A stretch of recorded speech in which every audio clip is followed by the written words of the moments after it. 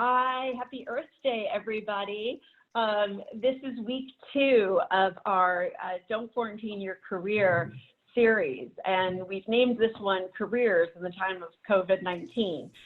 That's a little nod for those of you that are big fans of Love in the Time of Cholera. But we really wanted to address a lot of questions that you have around career services. Last week we did a panel, we had great attendance, and we had MBA professionals from student services and from admissions and from career services. And right away, the questions started coming in about careers. So we decided we're going to address them head on, and we brought in a great panel to do so. I am going to turn it over to my boss and one of the best people I know to moderate this discussion, Alyssa Sangster, who's the CEO of Forté.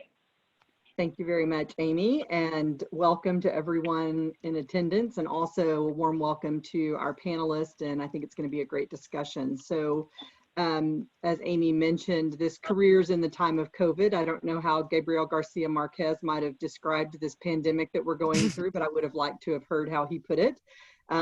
We are going to introduce each of the panelists. I'm going to ask them to give you a little bit of info about themselves quickly. We're going to take about 30 seconds per panelist, and then we're going to move into our content and questions. So I'm going to go ahead and Maureen, I'm going to let you kick us off with a quick intro, and then we'll rotate through the panelists. Sure, sounds great. Well, welcome everyone from Atlanta. My name is Maureen Mannion-Leone, and I am the Associate Dean and Executive Director of Emory University's Goizueta Business School MBA Career Management Center. I've been in career management for almost 8 years at Emory, at Goizueta, and I've been in my current role for about 2 years. Thanks for having me. Thanks, Maureen. Christy? Hi, everyone. I'm in Baltimore, Maryland. I'm Christy Murray. I work at Johns Hopkins University Carey Business School. I am the Assistant Dean of the Career Development Office. I've worked in the career development space at Hopkins for 12 years. Prior to that, I was in the corporate real estate industry as a professional, and I'm really excited to be talking with you today. We have 2,300 students at Johns Hopkins Carey Business School in a variety of programs, MBA, specialty master's programs, part-time, online, and normally in person, all virtual right now. So good to be with you this afternoon.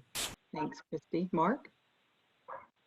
Good afternoon, everyone. My name is Mark Rostov. I'm the Assistant Dean and Director of Graduate Career Services at USC Marshall School of Business. I've been in the industry for 22 years, so I've seen the ups and downs and the challenges, and this one may go to the top of the list. Before that, I've been here about 4.5 years. Before that, I was with Washington University in St. Louis Olin Business School for 7 years as Associate Dean and Director of the Western Career Center. And I started my career at Indiana University Kelley School of Business on the undergraduate side for 10 years. And I'm thank you for Forté, by the way.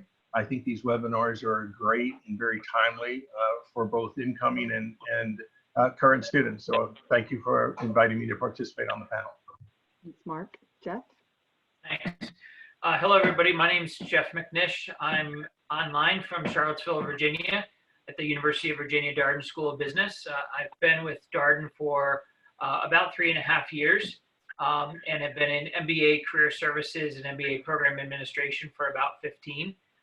Prior to joining higher education, I had a former career in consulting, specifically doing some work in the supply chain management sector. And the one thing to know about me is I love what I do. I think most of us in career services are very passionate about helping students achieve their career goals. And I look forward to starting that journey with all of you today to help you get your questions answered. About what MBA careers are all about in this situation. Great. Amy, can you mute yourself? I think we've got a little bit of feedback coming from you, so just wanted to ask you to do that. Thanks, everybody, for those great intros, and a little shout out to MBA CSEA, because they are co-sponsoring this and helped us put together this esteemed panel, and so I really appreciate the work they did on partnering with us with that. And so what we really want to move into is this discussion around what's changed about my career aspirations, my career plans. What are the things that I could be doing in terms of preparing for that internship, my full-time opportunities. And we know you're going to have a ton of questions, so I would just again remind you, put those into the chat and the Q&A. We're going to go through maybe 3 kind of overarching questions, and then we're going to come back and start answering through the Q&A, because we know that you're going to have a really robust set of questions for us to focus on. So to kick us off, I'm going to ask the panelists around the audience that we have. You know, they really have been put in a holding pattern, and I think we know that this last month has been a little bit of a disruption to everyone. But they're all probably in a little bit of a different situation. So we have MBAs who are in their first year rising up to go into an internship, MBAs graduating, going out into their full time, a lot of different spots along the pipeline that they could be in. And so I guess the question is, what can they be doing right now to make the best use of their time? So maybe you could just give them some tips on how to spend the next month or so getting ready for the summer or their eventual start date. And Mark, I'm going to kick this to you, and then Jeff, if you have some additional thoughts you wanted to add, that would be great. Thanks, Elisa. Yeah, this certainly is a challenging time, and I'm going to share what I've shared with our current students and a week ago our incoming students. I think as MBA candidates, either prospective or incoming, or you're already settled into your MBA program, this is actually a time for opportunity, a time for you to really think about, one, what are you interested in doing in the long term? And there may be some changes. Obviously, we know we're going to see changes in the global economy when we move past this crisis. But more importantly, as MBAs, as future business leaders, I think this is an opportunity for you to also look back and think about, how can I give back to my community right now, those small business and those startups who are struggling through this crisis. What type of plan are they going to be able to have to make it through? And as an MBA, you have those skills.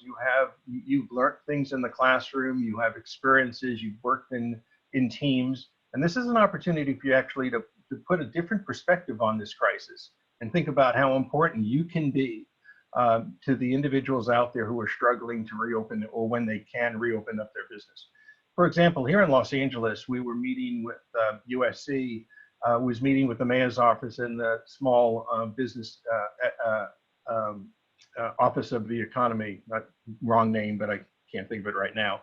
But more importantly, we were talking about nonprofits right now. They are strapped. They are really hurting for talent. Board of directors who really don't have this type of business acumen are looking at business schools. So as a business student, you have an opportunity to really provide expertise. And even if you're just entering your MBA program and thinking about incoming, you have work experience. So you can put that to work right now, whether it's on a volunteer basis, on a consultancy basis. But I think there are a lot of opportunities to build the skill sets that you're going to need when we do pass this crisis. So whether or not you're going to graduate in May 2021 or May 2022 or beyond, the opportunity to get real life experience through this pandemic will be lifelong learning, giving back. And I think it will strengthen how you're going to view yourselves in the business world as you progress. So my advice to students is not to sit back and feel sorry for yourself, or sit back and say, I'm tired of having Zoom online classes. I would say after those Zoom online classes, start thinking about who you could connect with, whether it's your classmates, former employers, and ask what you could be doing with them. Whether it's projects, but there's no business in the United States or around the globe right now that doesn't have work that needs to be done. The difference is we're in a different way of how we have to deliver those services. And I think as rising business leaders and business leaders who are going over the next decade or two, hopefully we'll never have to go through another pandemic, but you will have to develop contingency plans. And this is a really good opportunity to put your skills at work. So my advice is be aggressive. Think of the different opportunities, and maybe you go into a different function than you thought about when you started your MBA program. Maybe you were in marketing, but you were in financial services and can help a small business with a business plan or an SBA loan. Or maybe you were in financial services, but always wanted to be creative. Well, put your skills to social media test and help that business in your community start launching a social media campaign. So when the doors open up customers start walking back in. So this isn't the time to be narrowly focused. This is the time, I think, to stretch your horizons. And I think you'll find that when we're beyond this and you're sitting down with full-time recruiters and you tell them what you did to harness your skill sets and give back, whether it's small, medium, or large businesses, I think you're going to be very surprised how positive that experience can translate into a full-time interview. That's great. Thanks, Mark. Jeff, do you have something to add? And I think you're muted, so just make sure you unmute. Thanks for that reminder. You'd think after 4 weeks we would be in the habit of that. Just one thing to add, and I echo what Mark shared with everyone. The only thing I would add is take a minute to celebrate where you have where you've been. So whether you're finishing up your first year of business school or getting ready to transition from work to start business school this fall, I think doing something that you enjoy, clearing your head so that you're ready to go, whether it's starting that internship or starting pre-matriculation work at your business school, I think that's very important. So I know all of us have been told countless times during this current situation to make sure that we're taking care of ourselves, and I just want to inspire everybody to celebrate where you've been and get ready to start the next chapter, whether that's an internship or the start of business school. That's great. Got to unmute myself too. So getting back, I think our next question was around rethinking your career path. And so I think when you're faced with crisis, all of a sudden it's panic. Maybe this isn't the right direction I should go. This looks like a closed door. Is there another open window?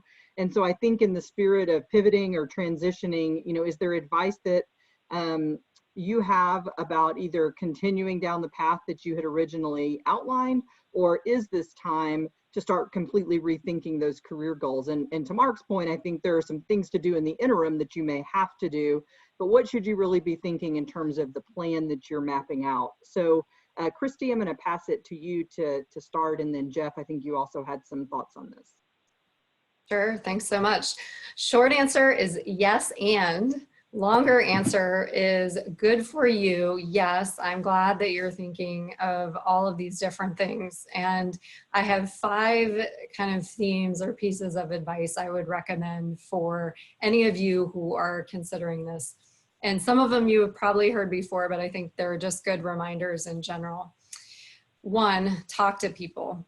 So what is happening right now has never happened in many people's lifetimes, most people's lifetimes, especially business leaders' lifetimes.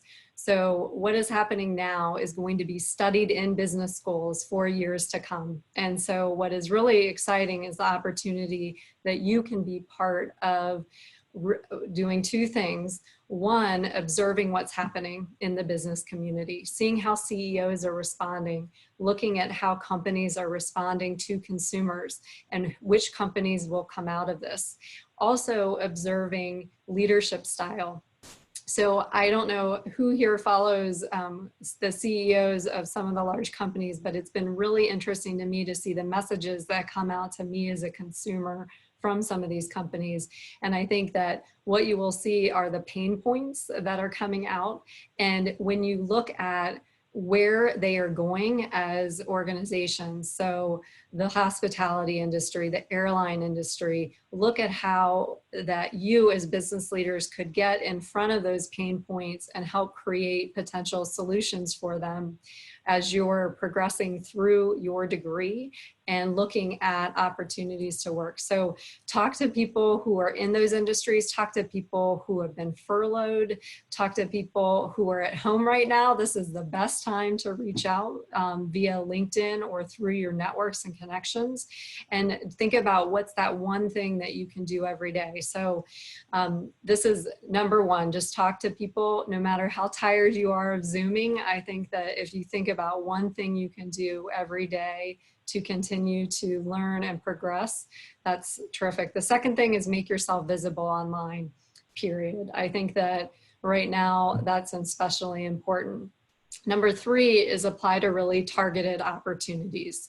So where are the opportunities? Where are the companies that are still hiring? And what I have seen now are there are so many free things that I have never seen before. So many job sites and aggregators of who's still hiring, what is still remote and online. So take advantage of every single free opportunity that you can with webinars and events and looking at some of those platforms. And then the 4th thing is consider what gaps you have. So where are the pain points? What is your skill set and experience? And then where are your gaps with that? How can you continue to see where you can add value and impact? And what does that look like? Can you create your own internship? Can you, as Mark said, fill a need for an organization in your community so you can put that experience on your resume? And then number 5 is go there, right? Take advantage of all of these things and this period to really learn, engage, and accelerate your learning and your ultimately your career.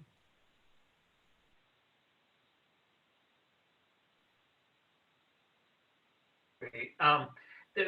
Just one final point, which may lead us into the next question, is we've monitored carefully what industries are struggling right now, especially in the MBA hiring. I think all of us are doing that. And Christy noted hospitality and airline. We've also seen some things in entertainment where those sectors have appeared to slow down. And I know the question started out maybe rethinking your career path. What we're seeing in the traditional MBA career paths, such as financial services, consulting, or even the tech sector, is that those industries appear at this point in time to be hanging on. And so you may not have to rethink if you're interested in maybe a traditional MBA career path. But I always think that the business school experience is a time for exploration. And if you are curious about a different industry, I think it's definitely the time to do it and to follow the advice that Christy gave. But also don't forget about the traditional MBA paths, because right now those paths seem to be holding steady. If I could just add one thing. So in 2009, during the financial crisis, and that was something that I thought would be at the top of my list in my career as the worst time for MBAs. We thought the same thing. Investment banks, consulting, hit the bottom, and how would we ever get back to being able to produce MBAs to go back to Wall Street and to work? And we did. And so just as Jeff said, the entertainment hospitality here in Los Angeles, the entertainment industry, is screeched to a halt. Productions and studios. But you got to think about the fact that this is also temporary. This is not long-term. It may seem long-term because we've been sitting home on Zoom for the last 4 weeks, and it certainly means we may be doing the same thing for another 4 weeks. And maybe a little bit longer. The financial crisis we knew was going to be years away. The stock market was down to 6,000. We thought for sure it was going to take, a decade to climb back out, and it didn't. And we started to see some improvement. So I do look at this as the short term. It's rough.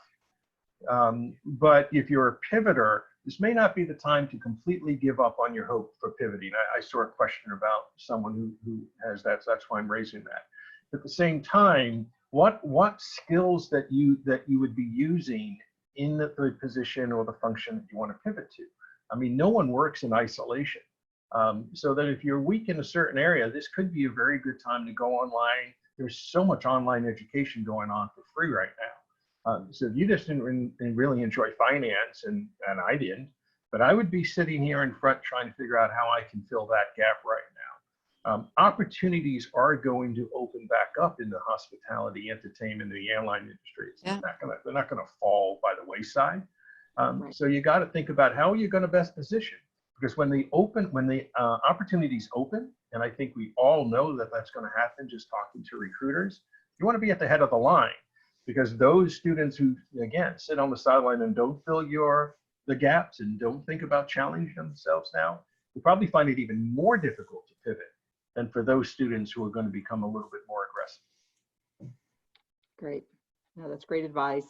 I think the last kind of moderated question that I'll throw out there is there are some students who have maybe heard of their own or have heard from employers that their offer has been rescinded or their internship. And I'm curious, what you're hearing out there, what industries are pulling back. I think you've kind of alluded to a couple of them right here. But if you're a student that finds yourself in that position, what's your advice to those students and how to kind of make the next step? And Maureen, I'll pass it over to you to kick this off. Sure. Thank you. So first, I think it's important to remember that although you hear some students or some of your friends might have rescinds, it's actually a very, very small percentage of all the offers given. From Goizueta specifically, we have had less than 5% of our internships have been rescinded or canceled for the summer.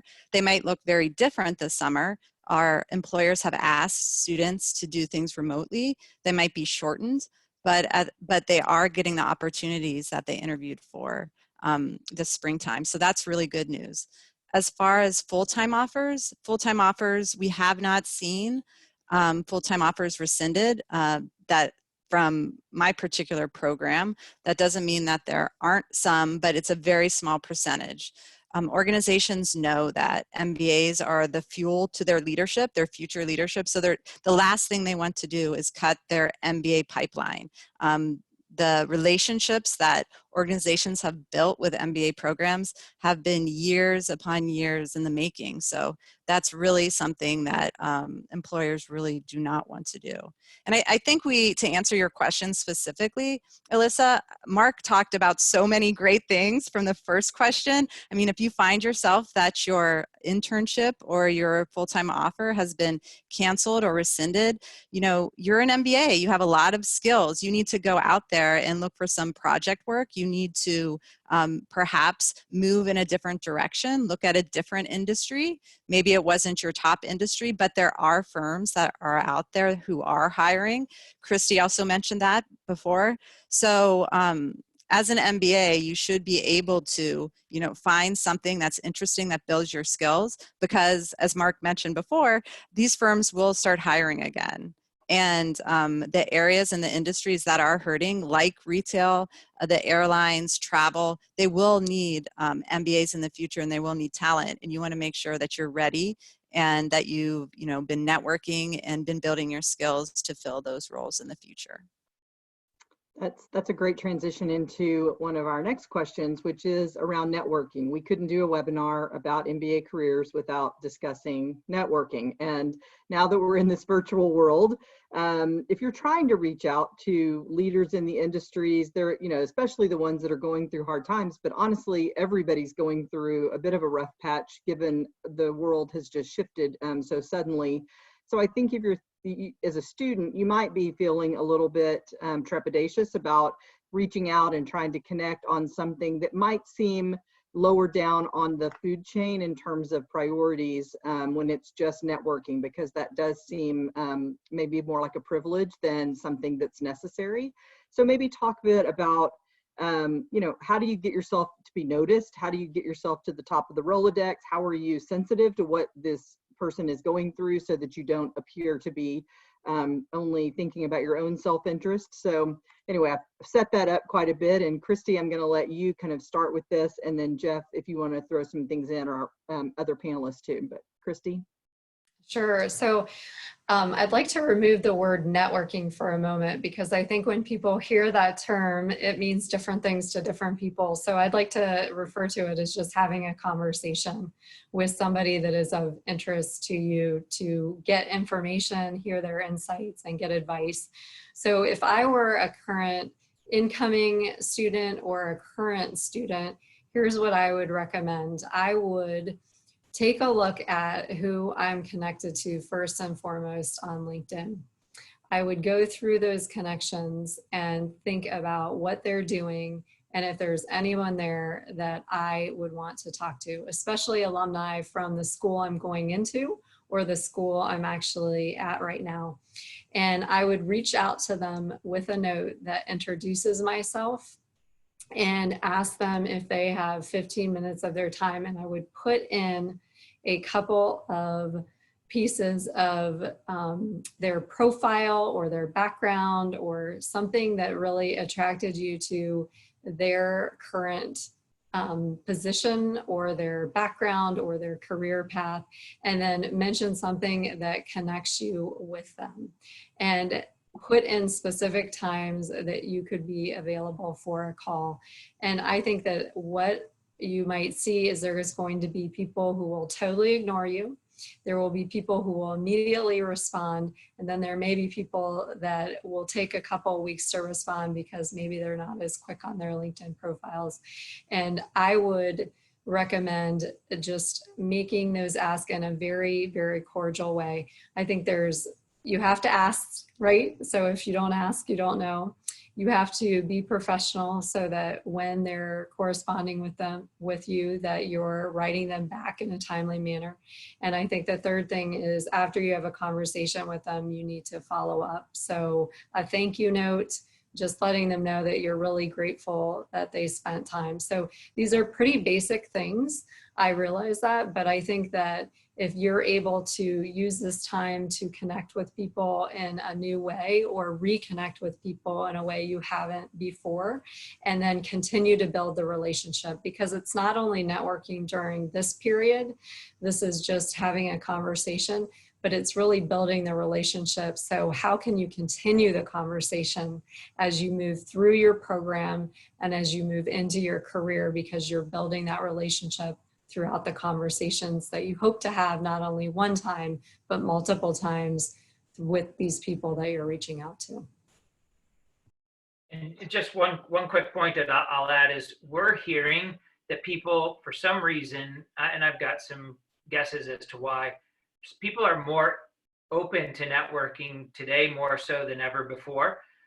My theory is that a break to have a conversation with an enthusiastic person who's interested in maybe my profession is a nice break from what I'm doing on a day-to-day basis.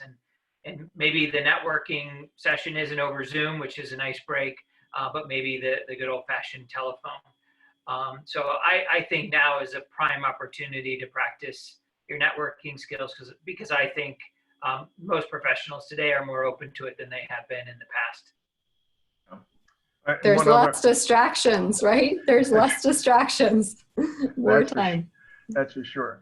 I'm going to talk specifically to current students right now, because I think what they're overlooking is the network that they have with their peers right now. You may not, you probably don't know every single person that's in your first or second year, and this may be a really good time to start going in and looking at the bio books of your peers.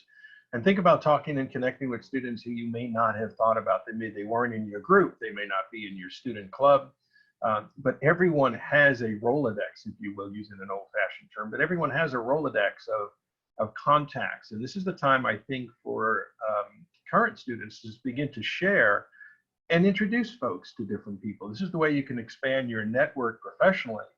But more importantly, if you're thinking about who are the key entrepreneurs in your MBA class right now. You ever thought about talking to them about what are they currently doing? What are they selling? How do they do it?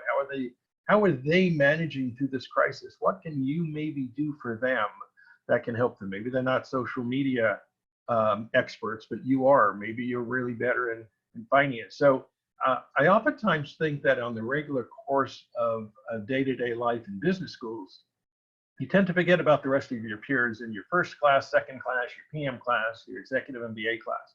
This could be a really good time to connect with them now and start finding about how are they managing.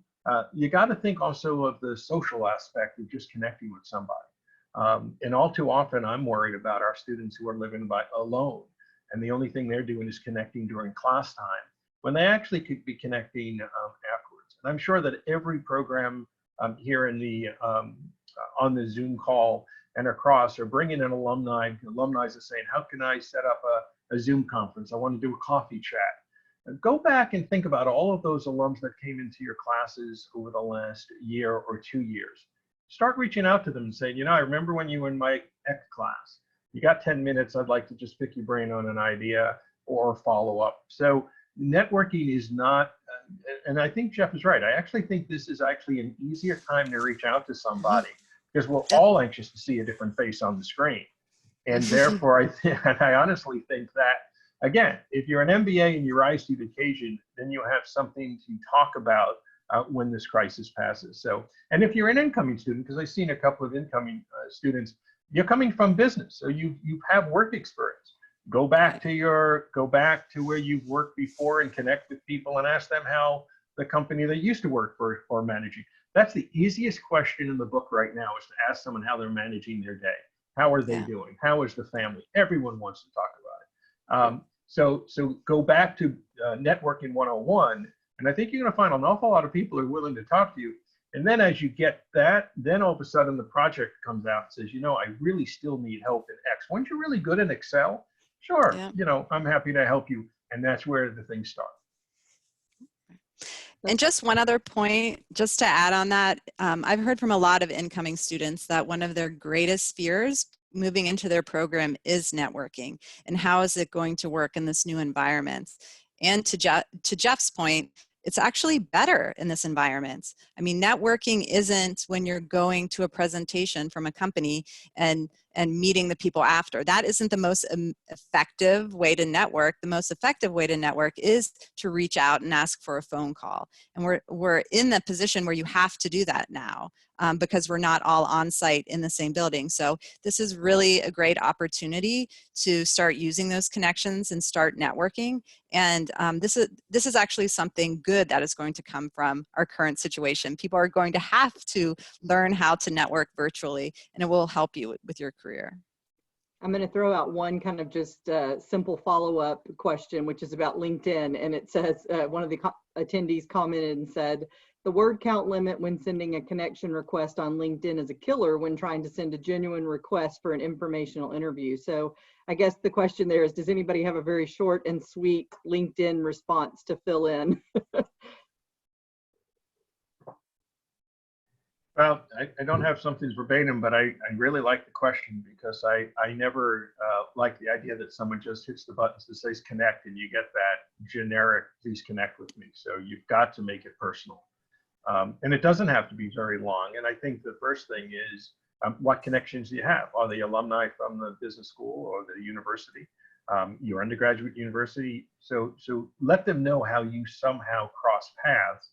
I think you don't have to make it very long, but I'm going to want to talk to somebody who may email me and through LinkedIn, and at least tells me why I should know them, or I think know them, rather than the generic. You send a generic, please connect with me, you know, you're not going to get a response, and the person's probably going to ignore you. So you can do it in a short way and says, you know, again, just the example I gave you. You spoke in my management 500 class in fall, and I would love the opportunity for 10 minutes to follow up on some questions that, you know, to ask, or et cetera, et cetera. Make that connection so that they at least have a reason to think that you're genuinely interested in them, and not just building up your generic connections in LinkedIn.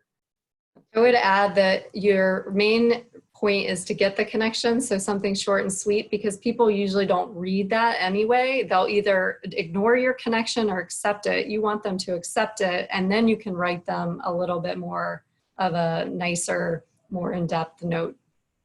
Great. Thanks, Christy, and thanks, Mark. Okay, a question for the students that are graduating and starting full-time, and they're starting virtually because that's the option that they have been given. How is it that you would recommend they make that first impression and build their connections and their reputation, things they would have normally done in person, on campus, at their employer? You know, how are they going to be able to project their capabilities, their resourcefulness, the talents that they're bringing to the organization?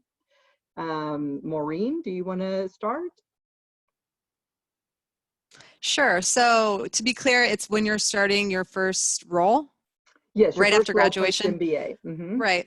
So I think a lot of the things we've talked about already are very, you could use in this situation too. When starting, you should send out some invites to do coffee chats, to set up some time with people on your team individually. Hopefully they have some sort of happy hour each week, and if not, be the fun intern and start something with your team to see if everyone could meet, you know, for an hour socially, so they get to know you and what you're like. As far as your capabilities and, your strong points, whenever you're given any sort of project, be sure to, volunteer. If you're on Excel, if you're strong in Excel, be sure to offer your expertise and perspective on projects that are happening within the team to highlight your skills. So there's quite a few ways to do that. And although it seems a little bit more intimidating to do it virtually, hopefully with, your classes being virtual and with getting to know your classmates virtual and doing projects in your program virtually, you'll get used to this rhythm and you'll feel comfortable to do that with your work colleagues. Great. Just to add, I think first impression is going to be as important online, so don't wear a USC flowery shirt on the day of work. That too. I was going to say that, Mark, but I didn't want to embarrass you. And again, think about it. I mean, if I was starting my first day virtually for any of the firms that are out there that moved it, I would be in my shirt and tie on the first day and let somebody tell me, on Zoom, it's okay to be a little bit more casual. Don't assume everything's casual. I mean, that's a mistake. And it's the obvious things, what's your background, but you have to participate. If you're going to simply be a wallflower and sit there in a Zoom because there's so many people on the screen and not put a question in the chat or whoever moderates the business meeting, you want to make sure that you're a contributor, because all too often, if they begin to think, well, this person can't manage the stress of the crisis, then that's going to really tell in terms of whether or not you're a good fit. Culturally, you may be a great fit when it's live and in person and everyone enjoys being around you, but this may be a longer normal for some companies that decide to do this. And as someone already mentioned, we may be doing Zoom meetings even when this is all over and there's no social distancing.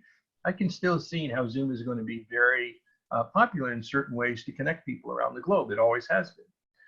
So keep in mind that your professionalism is going to be interpreted by the way that you present yourself and contribute. So just because it may be virtual, you want to make sure that you stand out in the right way, not the wrong way, and not make the wrong first impression. The next question, I think we'll give a little love to our international students, and I'm going to kind of define that a bit broadly because Forté has schools who are non-US schools that have students from many different countries. And then we, of course, have students going to US institutions here that may want to work here post-graduation. So I guess maybe any insights you've seen on a shift in recruitment of international students, and especially if they're seeking a work visa sponsorship. I know this is always a little bit delicate dance, but maybe just some pointers or advice you have for students seeking employment in not their home country. Jeff, do you think you can grab that one? Sure. Certainly over the last couple of years, we've seen a shift in U.S. work authorization or opportunities that require U.S. work authorization. We've experienced maybe a little more dramatic of a slowdown for international students given the virus situation. But I think what we are still, even today, international student reported accepting an internship offer. So the opportunities are still out there. I think the thing that makes students competitive all the way around, whether you're an international student or not, is that you understand the value proposition you're going to bring to a company or a particular opportunity, and you demonstrate that or articulate that clearly. I think if you come in and you're not sure or you're hesitant, I think that sets you up to be challenged by the job search.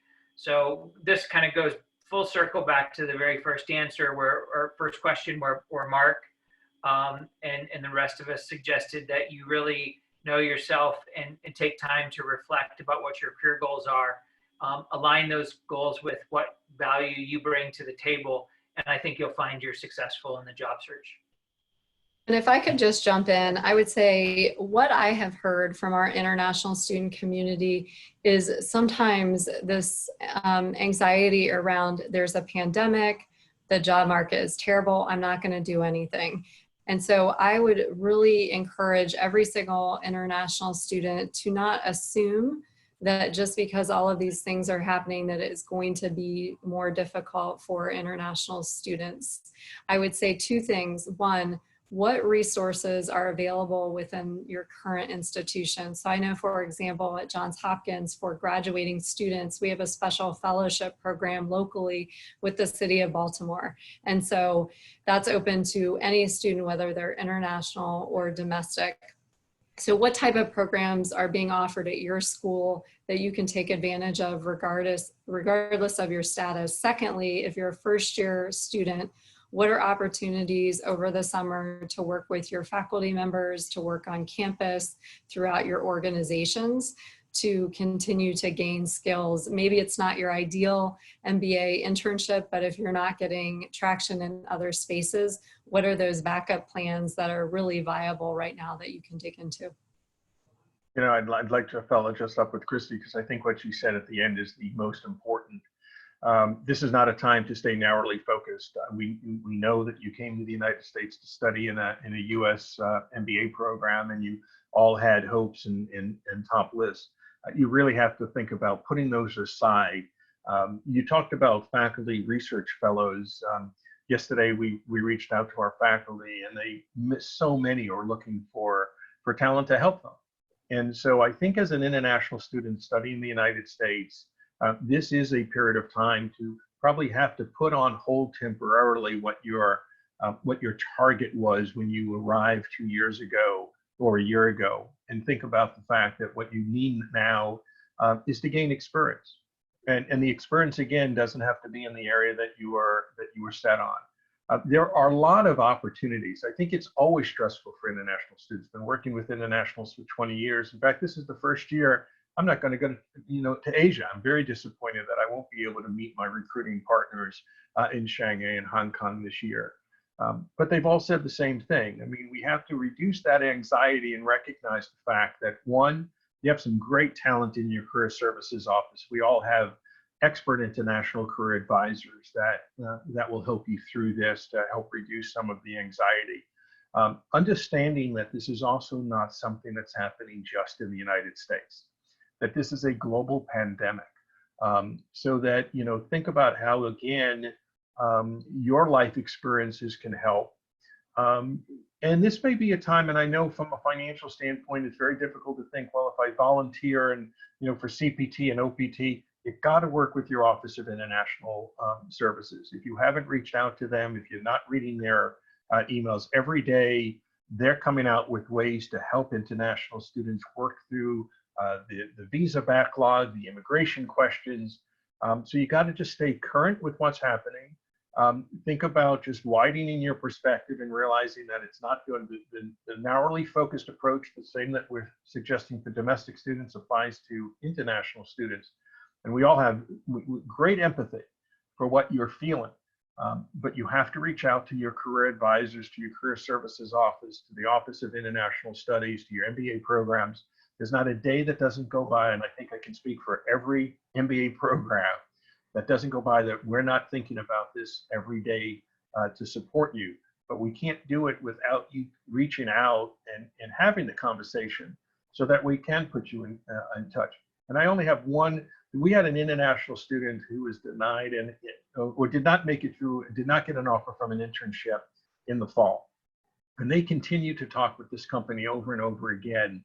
And 2 weeks ago, the company said, you once mentioned you really were good at X, but that wasn't what your career path was. Well, we now have a job in that X skill, in that function.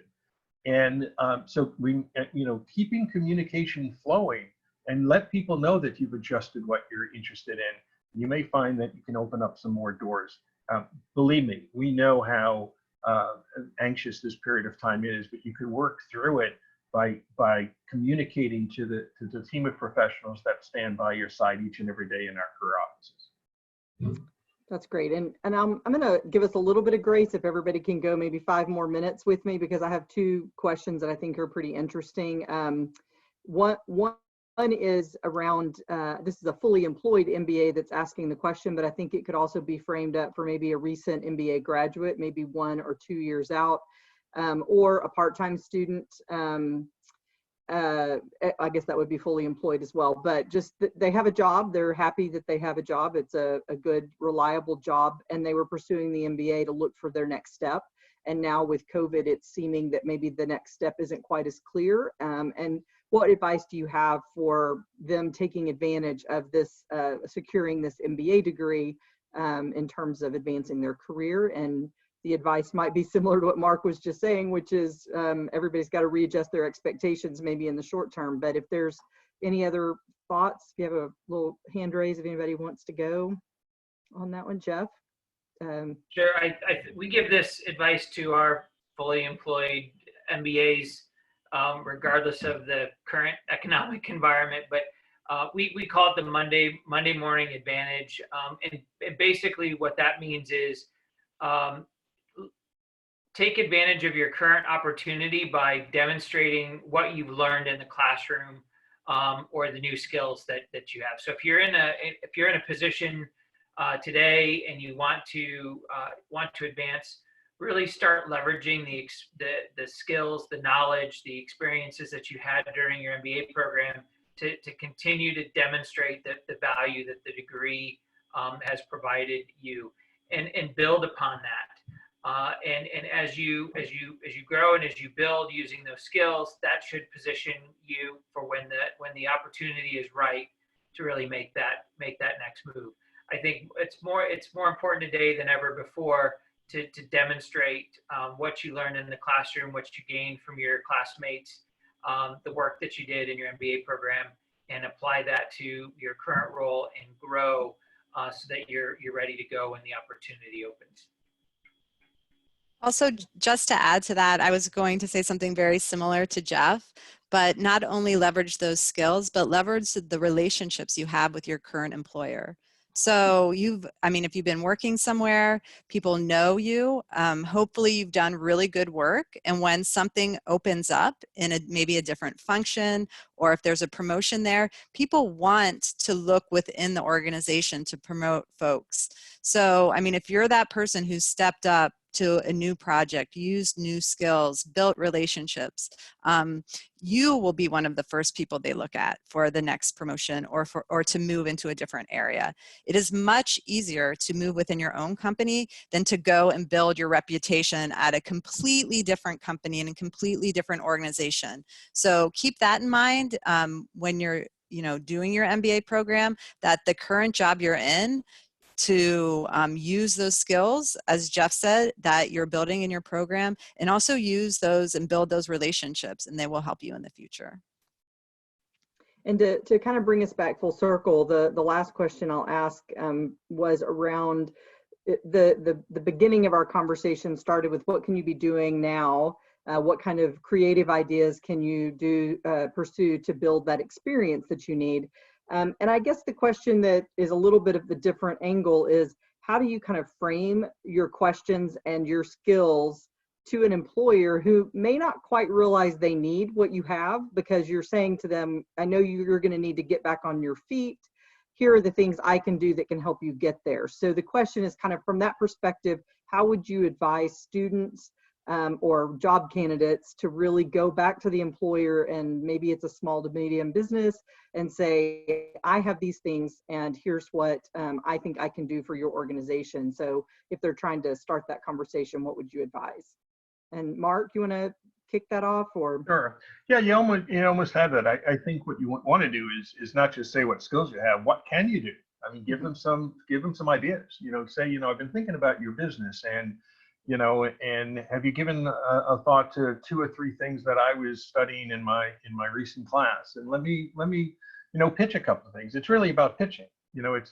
Put your mind frame, put your entrepreneurial spirit into play, and think about how you can pitch, how you can give to them what they could use. So and it's a two-way street. So, you know, what you're going to get is experience, and you're going to help that business grow and come out of this crisis. But I think the more specifics that you can give and provide examples. Oh, I remember when I did an internship last year, and here's a couple of ideas that really helped increase sales in the short term, specifically if it was a market research. And I think I could do the same thing with you. Can we, you know, sit down and chat about it, and then see whether or not there's a plan that we could work together. So I think specifics will matter. I think generalities are going to be really tough to sell at this time. But if you could leverage the experience that you've had, the success that you've had, whether it's in the classroom, a case competition, you know, just go back and think about all the things that you've been pitching in case competitions. They have practical applications across industries and functions. That's the way that I would approach it. I would approach it in a salesman, professional way, in an entrepreneurial spirit, in a pitch. I don't want to hear somebody just tell me, I think I can do this. Here's what I did. Here's how I think it can help you. That's great. Thanks. And I would add repetition and be relentless. So along those lines, just because you reach out to somebody once and they don't get back to you within a week or two, don't assume that they don't want to talk to you and give up. You have to continue to get in front of them and be relentless in a positive, really assertive way, not an aggressive, annoying way. So there is a balance to that. And I would encourage you to work with your career offices to continue to get feedback on what that balance is. That's great, Christy. And that's my final kind of ask of the panelists, which is how often is too often to call your career services office? Every day, every hour, once a month? What would you recommend students be doing to reach out to their campuses and stay connected and get advice? Well, I will use what one of my coaches has said to students. He said, I am being paid to be here regardless of if you use my time or not. And I've never had a student take advantage of my time in a way that has been inappropriate. So I would say just keep reaching out, keep connecting, and use your resources to keep you accountable. Yeah, I agree. I mean, I think that's what I stress each and every day. There's no wrong question. There's, you know, that's what we're here for. You know, we're coaches, we're advisors, we're mentors. I mean, you've got the full package. And now more than ever, I mean, I don't have students emailing me and say, gee, I have a 2-week wait to get into an advisor. No, you don't. We certainly are not here 24/7. You know, I've had to tell my staff to shut their computer down. But more importantly, absolutely. I mean, if you've got a question you want to practice, this is a perfect time to practice. Remember all the times we said, do mock interviews, and you'd have to come in. What do you think we're doing now? You know? There's only one way to interview, and it's virtually. So it's much easier to do a mock interview, but I would not hesitate. That's what this industry is all about. And students, again, sitting back, feeling sorry for yourself, and by the way, just turn off the news. And then I think you can figure out that there is something else going on. But I don't think anybody's going to tell you, don't call me back, because we need to learn from you. This is the one thing, and I'll close with this. You know, after 20 plus years, I think I've seen it all. This is the first time I've seen this. I'm a retired commander in the Navy, so a lot of things. Have not ever had to work from home in 4 weeks. You can spend 4 weeks in a submarine and not see sunshine, but being in the home, this is different. And so each one of us is looking for ideas. And so share also what you're doing. Let your coach know, you know what I did today? This is what I did. And find out what other personal things you can make connections. We're human beings. This is the best time in your life to be able to get to know us, because we want to know you, and we want to know you as lifelong alumni of our programs. And there's no better way to connect than remembering the fact that when I meet you 10 years from now, I'm going to remember, yep, you were in the class of 2020. And that's a connection that we'll all have forever. Very true. Thank Mark. That's a nice wrap up. And I will say to all of our current and post MBA candidates and graduates that you're really fortunate to have such an amazing group of people on your side in career services. And I think the sentiments are clear and obvious that they're here to help you and be a mentor, be a coach, be an advisor. And reach out, take advantage of this amazing group. I'm so thankful that all of you have joined us today for this webinar, and I hope all of our attendees got some good information for next steps they can take on their career pathing, and we really appreciate you joining us today for the Forté webinar. And thanks again to MBA CSEA for co-hosting this with us. We appreciate it. Thank you, everyone. Thanks for having us. Be safe.